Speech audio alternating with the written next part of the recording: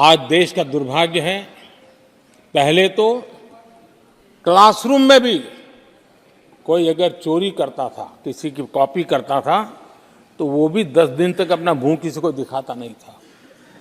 आज जो भ्रष्टाचार के आरोप जिन पे सिद्ध हो चुके हैं, जो जेलों में समय निकाल करके पैरोल पर आए, आज वॉशिंग मशीन से भी बड़ा कंधे पे लेकर के महिमा मंडन कर रहे हैं ऐसे चोरों का सार्वजनिक जीवन में। कहां ले जाना चाहते हो देश को तुम? जो सजा हो चुकी है, मैं ये तो समझता हूं कि आरोप जो है उनके लिए तो आप सोच सकते हैं, लेकिन जो गुनाह सिद्ध हो चुका है, जो सजा काट चुके हैं, जो सजा काट रहे हैं, ऐसे लोगों का महिमा मंडन करते हो आप? कौन सा कल्चर और देश की भावी पीढ़ी को क्या प्रेरणा देना चाहते हो आप? कौन से रास्ते और ऐसी कौन सी आपकी मजबूरी है?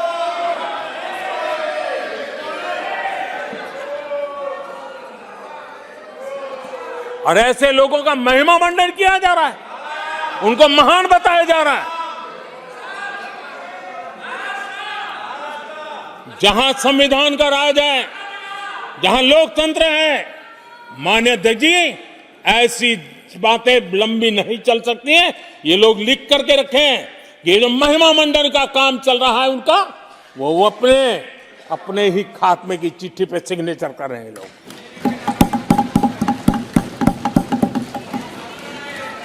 आदरणीय अध्यक्ष जी, जांच करना ये एजेंसियों का काम है। एजेंसियां स्वतंत्र होती हैं और संविधान ने उनको स्वतंत्र रखा हुआ है, और जज करने का काम न्यायाधीश का है।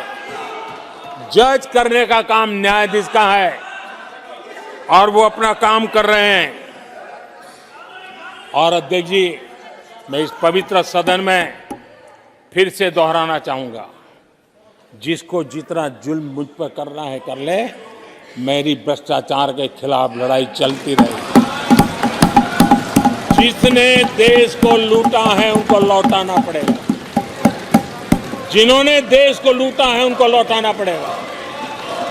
ये मैं देश को इस सदन की पवित्र जगह से वादा करता हूं। जिसको जो आरोप लगाना है लगा लें, लेकिन देश को लूटने नहीं दिया जाएगा, और जो लूटा है वो लौटाना पड़ेगा। आदरणीय अध्यक्ष जी, देश सुरक्षा और शांति का एहसास कर रहा है। पिछले 10 वर्ष की तुलना में सुरक्षा के क्षेत्र में देश आज वाकई सशक्त हुआ है। आतंकवाद, नक्सलवाद एक छोटे दायरे में अब सिमटा हुआ है।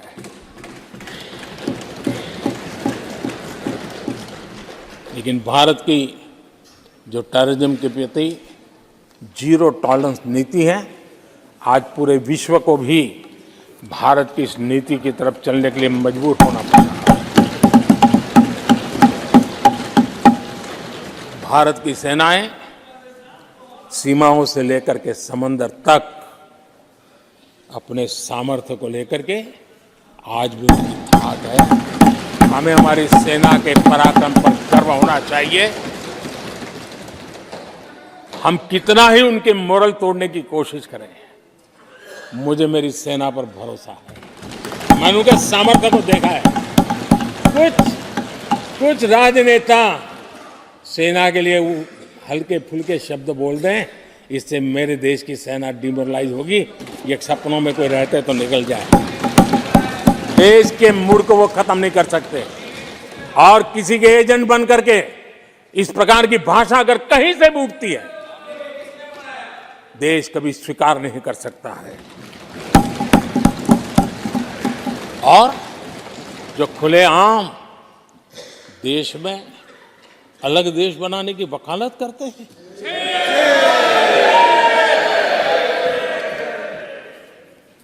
जोड़ने की बातें छोड़ो, तोड़ने की कोशिश करिए। यार आपके अंदर क्या पड़ा हुआ है? क्या इतने टुकड़े करके अभी भी आपके मन को समाधान नहीं हुआ है? देश के इतने टुकड़े कर चुके हो आप, और टुकड़े करना चाहते हो? कब तक करते रहोगे? आदरणीय अध्यक्ष जी,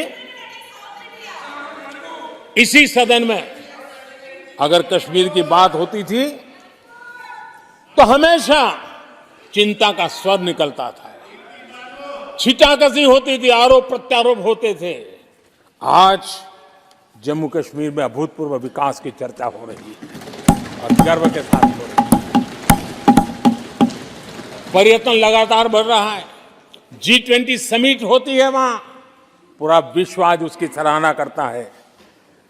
आर्टिकल 370 को लेकर के कैसा हुआ बना के रखा था। कश्मीर के लोगों ने जिस प्रकार से उसको गले लगाया है, कश्मीरी जनता ने जिस प्रकार से गले लगाया है, और आखिर के ये समस्या किसकी देन थी? किसने देश के माथे पर मारा था? किसने भारत के संविधान के अंदर इस प्रकार की दरार करके रखी हुई थी? आदरणीय अध्यक्ष जी, अगर नेहरू जी का नाम लेते हैं तो उनको बुरा लगता है, लेकिन कश्मीर को जो समस्याएं झेलनी पड़ी उसके मूल में उनकी ये सोच थी और उसी का परिणाम है देश को भुगतना पड़ा। जम्मू कश्मीर के लोगों को, देश के लोगों को नेहरू जी की गलतियों का बहुत बड़ी कीमत चुकानी पड़ी है। आदरणीय अध्यक्ष जी, वो भले गलतियां करके गए, लेकिन हम मुसीबतें झेल करके भी गलतियों सुधारने के लिए हमारी कोशिश जारी रखेंगे। हम रुकने वाले नहीं हैं। हम देश के लिए काम करने के लिए निकले हुए लोग हैं। हमारे लिए नेशन फर्स्ट है। आदरणीय अध्यक्ष जी,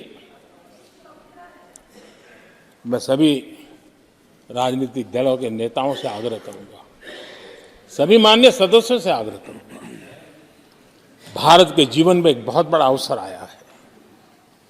वैश्विक परिवेश में भारत के लिए बड़ा अवसर आया है। एक नए आत्मविश्वास के साथ आगे बढ़ने का अवसर आया है।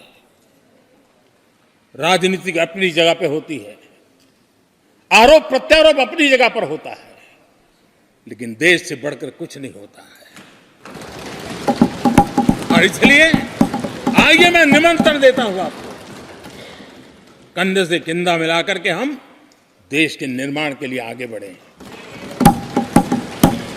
राजनीति में किसी भी जगह पर रहते हुए भी राष्ट्र निर्माण में आगे बढ़ने में कोई रुकावट नहीं आती। आप इस राह को मत छोड़िए। मैं आपका साथ मांग रहा हूं, मां भारती के कल्याण के लिए साथ मांग रहा हूं। मैं विश्व के अंदर जो अवसर आया है उस अवसर को बुलाने के लिए आपका साथ मांगता हूं। मैं आपका सहयोग चाहता हूं 140 करोड़ देशवासियों की जिंदगी को और समृद्ध बनाने के लिए और सुखी बनाने के लिए। लेकिन अगर आप साथ नहीं दे सकते हैं और अगर आपका हाथ ईंटें फेंकने पर ही तुला हुआ है, तो आप लिख करके रखिए, आपकी हर ईंट को मैं विकसित भारत की नींव मजबूत करने के लिए लगाऊंगा। आपके हर पत्थर को मैं विकसित भारत के जो सपनों को लेकर के हम चले उसकी नींव मजबूत करने के लिए मैं लगाऊंगा और देश को हम उस समृद्धि की ओर लेके जाएंगे। जितने पत्थर उछालने उछाल लीजिए, आपका हर पत्थर भारत के समृद्ध, भारत के विकसित भारत के सपने को समृद्ध बनाने के लिए हर पत्थर को मैं काम में ले लूंगा। ये भी मैं आपको विश्वास दिलाता हूं। आदरणीय अध्यक्ष जी, मैं जानता हूं साथियों की तकलीफ मैं जानता हूं, लेकिन वो जो कुछ भी बोलते हैं मैं दुखी नहीं होता और दुखी होना भी नहीं चाहिए, क्योंकि मैं जानता हूं ये नामदार है, हम कामदार हैं और हम कामदारों को तो नामदारों से सुनना ही पड़ता है जी। तो नामदार कुछ भी कहते रहें, कुछ भी कहने का उनको तो जन्मजात अधिकार मिले हुए हैं और हम कामदारों को सुनना होता है।